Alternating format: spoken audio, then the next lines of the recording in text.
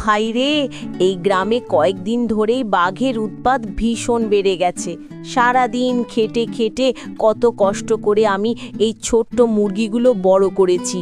যদি কোনো এক রাতে সেই ভয়ঙ্কর বাঘ এসে আমার মুরগিগুলো খেয়ে ফেলে, তাহলে তো আমার সব কষ্টই বৃথা যাবে।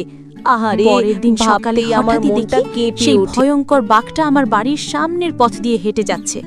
হো হায় রে, বাঘটা কি আমার মুরগিগুলো দেখে ফেললো নাকি? ভয়ে আমি দৌড়ে গিয়ে গাছের গোড়ায় লুকিয়ে পড়লাম। বুকটা ধুকপুক করতে লাগলো। মনে মনে ভাবছি, যদি বাঘটা বুঝে যায় আমার ঘরেই মুরগি আছে, তাহলে তো আর রক্ষা নেই। হা, আমি একা কি করে এই মুরগিগুলোকে বাঁচাবো? হঠাৎ করেই মনে পড়ল, বনের মাঝে তো শিয়াল আছে, তার তো অনেক বুদ্ধি। হ্যাঁ, ঠিক করেছি, কাল আমি শিয়ালের কাছে যাব। তার কাছ থেকেই কোনো উপায় বের করতে হবে। যেভাবেই হোক আমার মুরগিগুলোকে বাঁচাতেই হবে। হায় রে, আজকে আবার সেই বাঘটা আমার বাড়ির সামনে দিয়ে হেঁটে গেল।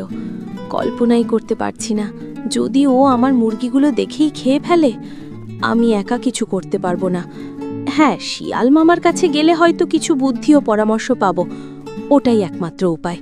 তাই আজই আমি তার কাছে যাব আর দেখব কি করতে হবে। আমার শিয়াল মামা, অনেক বিপদে পড়েছি, তাই তোমার কাছে এসেছি। আমার কয়েকটা হাঁস মুরগি আছে, কিন্তু কয়েকদিন ধরেই গ্রামে বাঘের উৎপাত বেড়েছে। আমি একা কিভাবে এগুলো বাঁচাবো?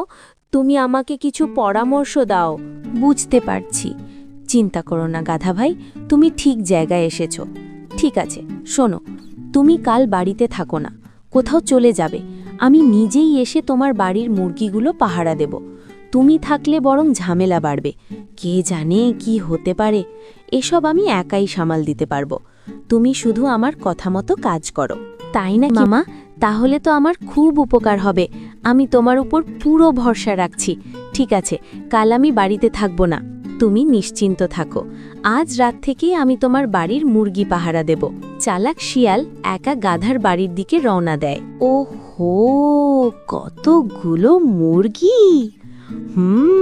এই খাবার, এই রাত, মনে হচ্ছে একেবারে স্বর্গের মতো। এত মজা, এত লোভ, ভাবতেই পেটটা কেঁপে যাচ্ছে। আজ রাত থেকেই আমি তাদের নজর রাখব। কেউ কাছে যাবে না, একটিও হাতছাড়া হবে না। হ্যাঁ, এক কথাই বলা যায়, শেয়ালের কাছে গাধার মুরগি পাহারা দেওয়া শুরু হয়ে গেল।